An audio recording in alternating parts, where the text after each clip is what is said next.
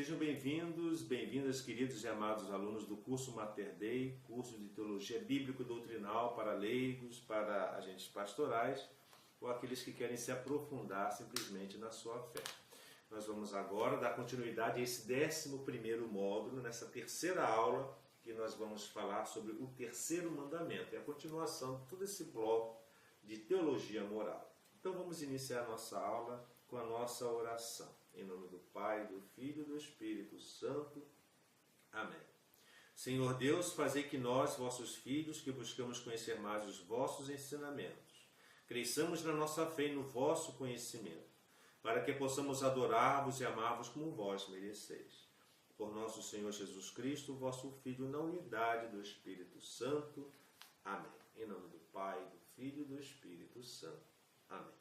Essas aulas de teologia moral são aulas muito densas, são muito cheias de detalhes, de casos, de conceitos, de subdivisões e subdivisões. Então é interessante que prestem bem atenção. Mas o que auxilia a aula do vídeo que eu exponho aqui é a apostila. Então é sempre interessante que ao final desse módulo, quando vocês receberem a apostila, possam acompanhar de uma maneira mais, digamos assim, mais analítica e mais devagar para aprofundar o assunto. Eu sempre aviso os vídeos nesse curso que eu não vou esgotar o assunto aqui, vou fazer um voo rasante sobre elas, mas naquilo que eu achar mais interessante, mais importante, eu me detenho um pouco para poder fixar aquele conceito, aquele ensinamento, aquela doutrina, para que não haja dúvida. Então agora nós vamos falar sobre o terceiro mandamento da lei de Deus. Qual é o enunciado desse terceiro mandamento?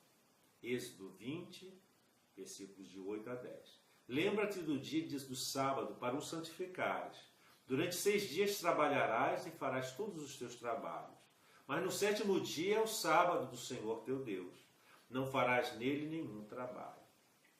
Agora é Marcos, capítulo 2, versículo 27 a 28. O sábado é feito para o homem, e o homem não é feito para o sábado. O Filho do homem, até do sábado, é o Senhor. Bem, vamos agora entender, por que às vezes a gente fala em sábado, mas a igreja ela elegiu o domingo. Bem, o preceito no Antigo Testamento. O que dizia esse preceito do terceiro mandamento no Antigo Testamento? Em Êxodo 20, versículo 9 a 10, Deus preceituou a quem? A Moisés e ao povo acerca deste mandamento. Ele disse o seguinte: trabalharás durante 6 dias e farás toda a tua obra, mas no 7º dia, que é um dia de repouso, será em honra a Deus teu Deus, não farás trabalho algum, nem tu, nem teu filho, nem tua filha, nem teu servo, nem tua serva, nem teu animal, nem o estrangeiro que está dentro dos teus muros. Então vocês vejam que os israelitas descansavam no dia de sábado, que é o dia litúrgico por excelência, dia em que o povo, já liberto de qualquer outra ocupação ou trabalho, se dedicava exclusivamente ao culto de Deus. Vê-se o rigor e a seriedade com que a lei prescrevia, e a interpretação distorcida e exagerada foi o quê? Censurada por nosso Senhor Jesus Cristo. Então, até mesmo na época de Jesus, esse mandamento já havia sido adulterado, já havia sido distorcido no seu significado e finalidade. E o próprio Jesus censura essa distorção, e nós encontramos isso no Evangelho de Lucas, capítulo 13, versículos 14 a 16. E diz aqui sobre, o Novo Catecismo fala sobre o dia de sábado, nos seus parágrafos 2168 a 2173. Diz o seguinte: o terceiro mandamento do Decálogo, ou seja, dos 10 mandamentos, refere-se à santificação do sábado, o 7º dia, que é um sábado, um descanso completo consagrado ao Senhor. Êxodo 31, 15. A Escritura faz a este propósito o quê? Uma memória da criação. Porque em 6 dias o Senhor fez o céu e a terra, o mar e tudo que nele se encontra, mas no 7º dia descansou. Eis porque o Senhor abençoou o dia do sábado e o santificou. A Escritura também vê nesse dia o dia do Senhor, o memorial da libertação de Israel da escravidão do Egito. Recorda-te de que foste escravo no país do Egito, de onde o Senhor teu Deus te fez sair como um forte braço estendido. É por isso que o Senhor teu Deus te ordenou que guardasses o dia de sábado. Deuteronômio 15, capítulo 5, versículo 15. Deus confiou, portanto, a Israel o sábado, para ele o guardar, esse guardar quer dizer observar, em sinal de que? De uma aliança inviolável. O sábado é para o Senhor, santamente reservado ao louvor de Deus, da sua obra criadora e das suas ações salvíficas a favor de Israel. O agir de Deus é o modelo do agir humano. Se Deus descansou no sétimo dia, o homem deve também descansar e deixar que os outros, sobretudo os pobres, tomem fôlego. O sábado faz cessar os trabalhos cotidianos e concede uma folga. É um dia de protesto contra as servidões do trabalho e o culto do dinheiro. O Evangelho relata numerosos incidentes em que Jesus é acusado de violar a lei do sábado. Mas Jesus nunca viola a santidade deste dia. É com autoridade que ele dá a sua interpretação autêntica desta lei, porque ele é Deus e criou o sábado. Ele diz o seguinte no Evangelho de Marcos, capítulo 2, versículo 27. O sábado foi feito para o homem e não o homem para o sábado. E essa aí foi Jesus, que é Deus, que colocou a verdadeira interpretação desse preceito do Decálogo. Cheio de compaixão, Cristo autoriza-se em dia de sábado a fazer o bem em vez do mal, a salvar uma vida antes que perdê-la. O sábado é o dia do Senhor das misericórdias e da honra de Deus. O Filho do Homem é Senhor do próprio sábado. O preceito do Novo Testamento. Como isso é visto no Novo Testamento? Bem, a lei evangélica, mantendo o preceito do Decálogo, suaviza-lhe a interpretação prática e transfere para o domingo esse dia do Senhor, para santificá-lo e nos santificar, que nos divertir, para não somente nos divertirmos, e muito menos para pecar, sob pretexto de divertimento ou de descanso. Os apóstolos, com a autoridade que receberam de Jesus, mudaram do sábado para o domingo. Então isso vem desde a era apostólica. Por quê? Primeiro, por ser o dia em que Jesus Cristo ressuscitou. Domingo é uma palavra latina, dominite dominus, quer dizer Senhor, dominite dies, o dia do Senhor. É o 8º dia em que Jesus ressuscitou. E ressuscitou verdadeiramente. E é cuja essa ressurreição que fundamenta a nossa fé. Segundo, porque foi no domingo de Pentecostes que o Espírito Santo desceu sobre os apóstolos e a igreja se manifestou publicamente à multidão. Para que os cristãos não confundissem as festas cristãs com as judaicas, por isso esse dia começou a chamar-se domingo, que significa dias do Senhor, dies Domini. Esse dia do Senhor é o dia que o Senhor fez. Exultemos e cantemos de alegria. Salmo 118, versículo 24. É o dia da ressurreição. Encontramos aí a nova criação. Jesus ressuscitou de entre os mortos no primeiro dia da semana. Marcos 16, versículo 2.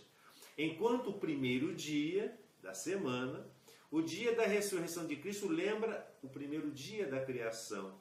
Enquanto o 8º dia, a seguir ao sábado, significa a nova criação, inaugurada com a ressurreição de Jesus. Este dia tornou-se para os cristãos o primeiro de todos os dias, a primeira de todas as festas, o dia do Senhor.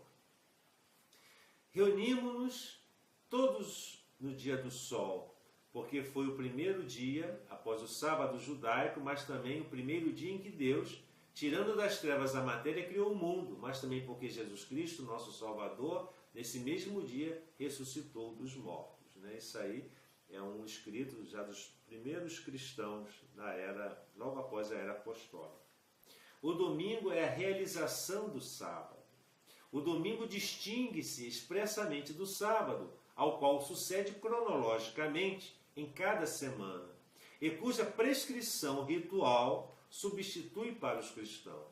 O domingo realiza plenamente, na Páscoa de Cristo, a verdade espiritual do sábado judaico e anuncia o descanso eterno do homem em Deus. Por quê? Porque o culto da lei preparava para o mistério de Cristo, e o que nela se praticava era a figura de algum aspecto relativo a Jesus.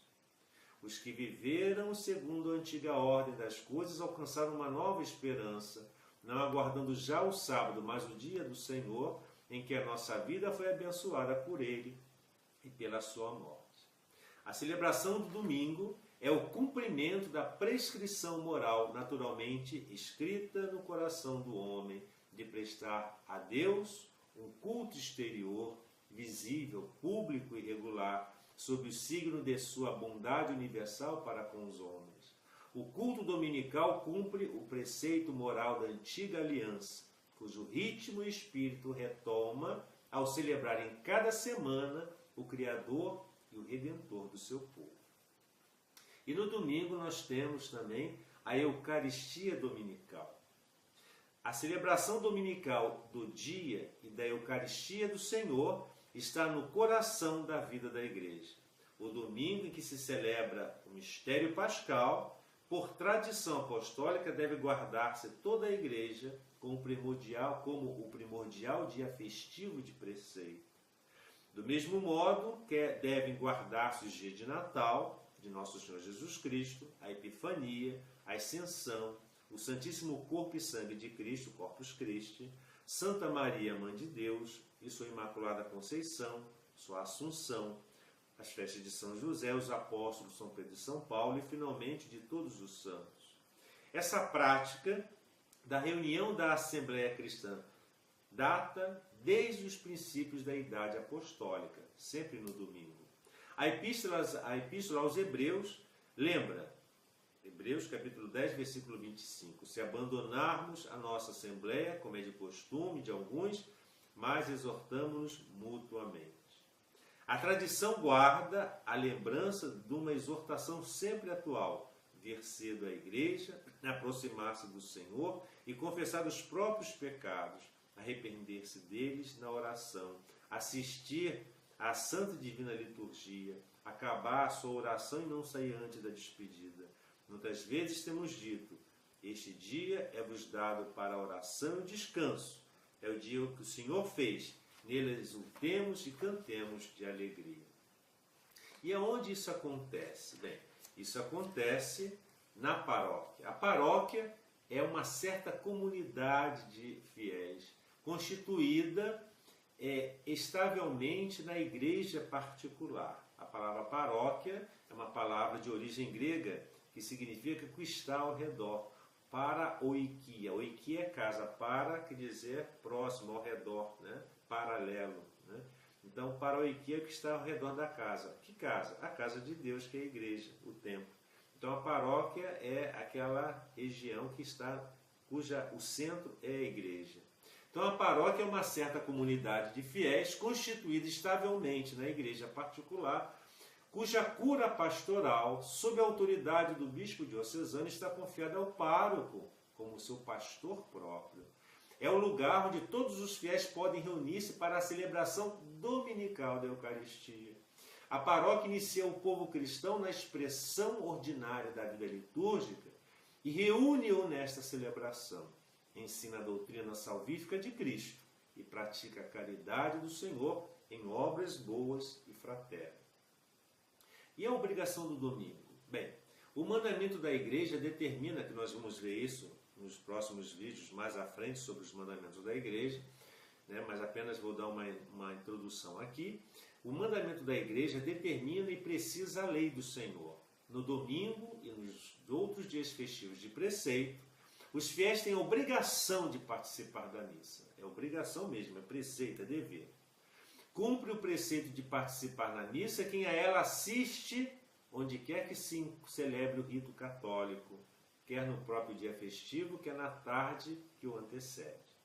A Eucaristia dominical fundamenta e sanciona toda a prática cristã, e é por isso que os fiéis têm obrigação de participar na Eucaristia nos dias de preceito, e ao menos que estejam justificados por motivo sério, né? Que não posso participar, por exemplo, doença, obrigação de cuidar de crianças de peito, etc., ou dispensados pelo seu pastor próprio, o padre ou o bispo. Os que deliberadamente faltam a esta obrigação de participar da missa cometem um pecado grave. A participação na celebração comum da Eucaristia Dominical é um testemunho de pertença e fidelidade a Cristo e à sua Igreja. Os fiéis atestam desse modo a sua comunhão na fé e na caridade. Juntos dão testemunho da santidade de Deus e da sua esperança na salvação, e reconfortam-se mutuamente sob a ação do Espírito Santo.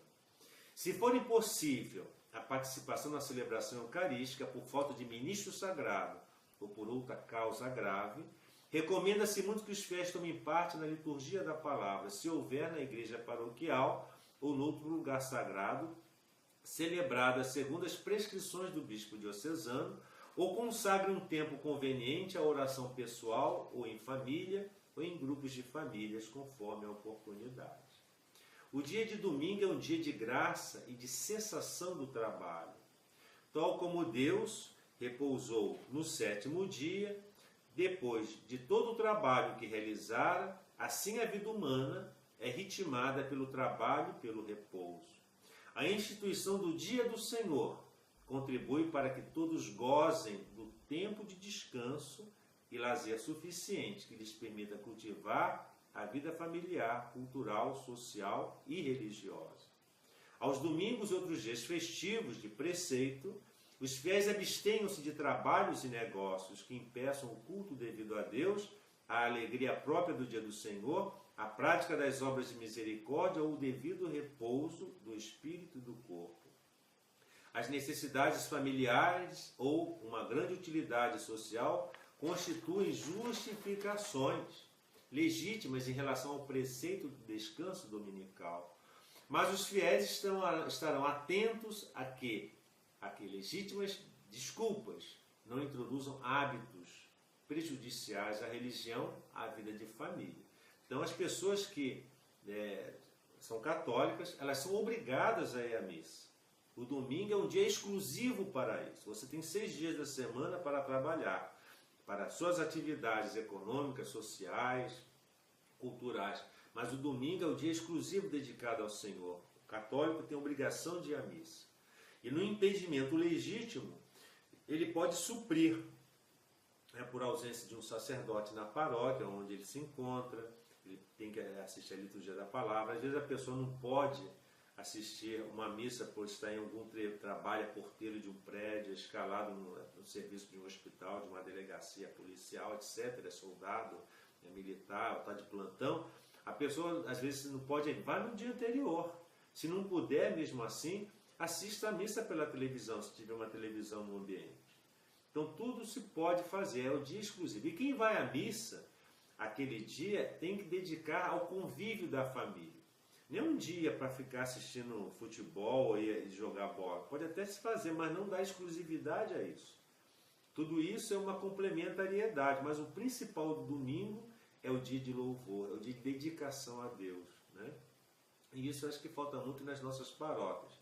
Às vezes só se celebra a missa e dispensa o povo. Seria interessante que houvesse um convívio paroquial às escolas dominicais, como existiam antigamente, né? Agora, os cristãos que dispõem de tempos livres, lembre-se dos seus irmãos que não têm as mesmas necessidades e os mesmos direitos, e não pode descansar por motivo de pobreza e de miséria. O domingo é tradicionalmente consagrado pela piedade cristã às boas obras e aos serviços humildes dos doentes, enfermos e pessoas de idade. Os cristãos também santificarão o domingo prestando à sua família e vizinhos tempo e cuidados difíceis de prestar nos dias da semana. O domingo é um tempo de reflexão, de silêncio, de cultura e de meditação, que favorece o crescimento da vida interior e cristã. Santificar os domingos e festas de guarda exige um esforço comum. Todo cristão deve evitar impor a outrem, sem necessidade, o que possa impedi-lo de guardar o domingo. Eu sou cristão católico, não posso impedir do outro ir à missa. Quando os costumes de desporto, ou seja, esportes, restaurantes e as obrigações sociais, os serviços públicos, etc., reclamam de algum trabalho dominical, cada um fica com a responsabilidade de um tempo suficiente de descanso. Os fiéis estarão atentos com moderação e caridade para evitar os excessos e violências originados às vezes nas diversões de massa. Não obstante as pressões de ordem econômica, os poderes públicos preocupar-se-ão em assegurar aos cidadãos um tempo destinado ao repouso e ao culto divino. Os patrões têm obrigação análoga para com os seus empregados. No respeito à liberdade religiosa e pelo bem comum de todos, os cristãos devem esforçar-se pelo reconhecimento dos domingos e dias santos da Igreja, como os dias feriados legais. Devem ser dados a todos o exemplo público de oração, respeito e alegria e defender as suas tradições como uma contribuição preciosa para a vida espiritual da sociedade humana. Se a legislação do país ou outras razões obrigarem a trabalhar ao domingo, que este dia seja vivido, no entanto, como sendo o dia da nossa libertação, que nos faz participante da reunião festiva da Assembleia de Primogênitos inscritos no céu. O mandamento de cumprir o terceiro mandamento, participando da missa, nos domingos e festas de preceito, dias de guarda. Quais são esses dias de preceito? São, além dos domingos, que são obrigados todos os cristãos, os católicos, a irem à missa, é o 1º de janeiro, ou seja, a solenidade da Mãe de Deus, fora do domingo, o Corpo de Deus, ou seja, Corpus Christi, que é uma data móvel, 8 de dezembro, que é a solenidade da Imaculada Conceição, e 25 de dezembro, a solenidade do Natal de Nosso Senhor Jesus Cristo. Abstendo-se de praticar, nesses dias, atos que impeçam o culto a Deus e o devido descanso. Este preceito do terceiro mandamento é de natureza de direito natural. O homem, por exigência de sua própria natureza, deve dedicar algum tempo ao culto divino e ao descanso. É de direito divino positivo. O Senhor especificou que um dia por semana devia ser-lhe consagrado. E terceiro, de direito eclesiástico. O direito, a Igreja determinou os dias e o modo de honrar a Deus. Diz o Código de Direito Canônico, no cânon 1247. No domingo e nos outros dias de festa de preceito, os fiéis têm a obrigação de participar da missa. Além disso, devem abster-se das atividades e negócios que impeçam o culto a ser prestado a Deus, a alegria própria do dia do Senhor e o devido descanso da mente e do corpo. E quais são os pecados que nos fazem nos ofender a esse terceiro mandamento da lei de Deus? Peca-se contra o terceiro mandamento realizando certos trabalhos que impedem o culto a Deus, limitando-se a Igreja a prescrever a assistência à Santa Missa e ao repouso. O descanso não é um fim, mas um meio, pois para ser merecido pressupõe o quê? O trabalho.